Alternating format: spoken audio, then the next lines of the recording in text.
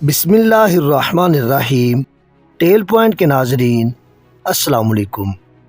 کہا جاتا ہے کہ ایران کے بادشاہ نے اپنے بیٹے کو پڑھانے کے لیے ایک استاد صاحب کا بندوبست کیا۔ استاد صاحب کو کہا کہ میرے بچے کو دین پڑھائیے، میں چاہتا ہوں کل اس نے انعام حکومت کو سنبھالنا ہے تو یہ دین سے آگاہ ہو جائے، اس کو خود سکھائیے، پڑھائیے۔ ایک نیک بزرگ بڑے درویش عالی بادشاہ کے بیٹے کو پڑھانے لگے۔ اسباب مکمل ہو گئے، قرآن مجید پڑھایا، احادیث طیبہ کا درس دیا، اصول فقہ سے روشناس کرایا۔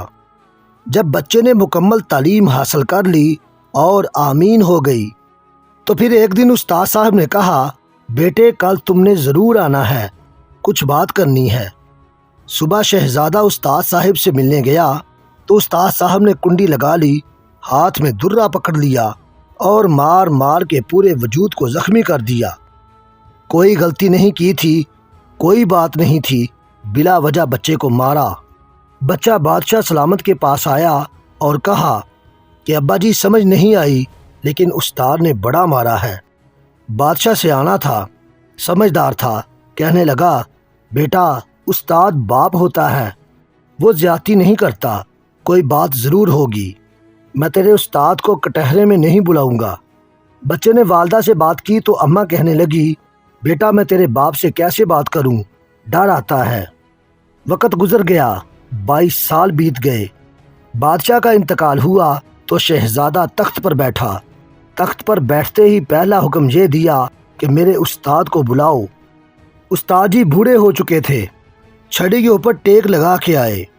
اتنے بوڑھے ہو چکے تھے کہ بھویں سفید ہو کے جھک گئی تھیں۔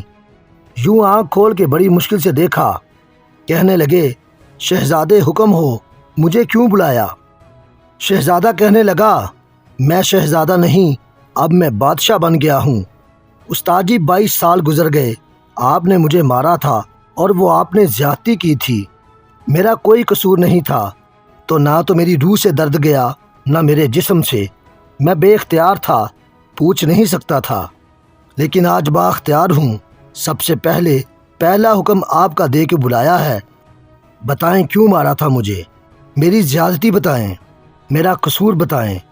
تو بوڑھے استاد کی آنکھیں آنسوؤں سے بھر گئی، کہنے لگا، بیٹا بس آج کے دن کے لیے مارا تھا، یہ میں چاہتا تھا میری زندگی میں یہ وقت آئے، آج میری مراد پوری ہو گئی۔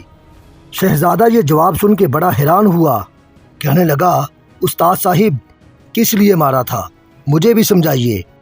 استاد صاحب فرمانے لگے، بیٹے کتنی دیر ہو گئی تجھے مار کھائے ہوئے؟ کہنے لگا، 22 سال۔ استاد صاحب نے کہا، زخم بھولے تو نہیں، درد ختم تو نہیں ہوا؟ کیا 1 منٹ کے لیے بھی تمہارے حافظے سے بات محو ہوئی؟ تو کہا، استاد جی روز رات کو یاد آتا تھا۔ استاد کہنے لگا، تو بے اختیار تھا، پوچھ نہیں سکتا تھا، 22 سال تجھے یاد رہا، مجھے پتا تھا تو ایک دن حکمران بنے گا، میں نے تجھے اس لیے مارا تھا کہ بیٹے یاد رکھنا، کسی پہ ظلم نہ کرنا۔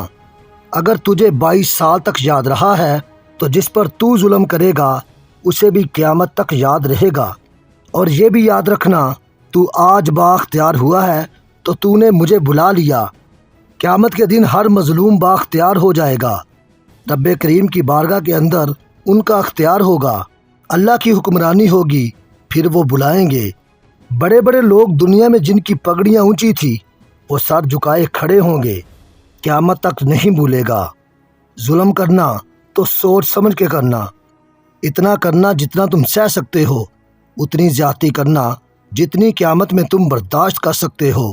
نبی کریم صلی اللہ علیہ وآلہ وسلم نے فرمایا، ظلم سے بچو، یہ قیامت کے اندھیروں میں سے ایک اندھیرا ہوگا۔ مولا کائنات مولا علی کرم اللہ وجہ الکریم کا فرمان ہے کہ کفر پر معاشرہ قائم رہ سکتا ہے، ظلم پر نہیں۔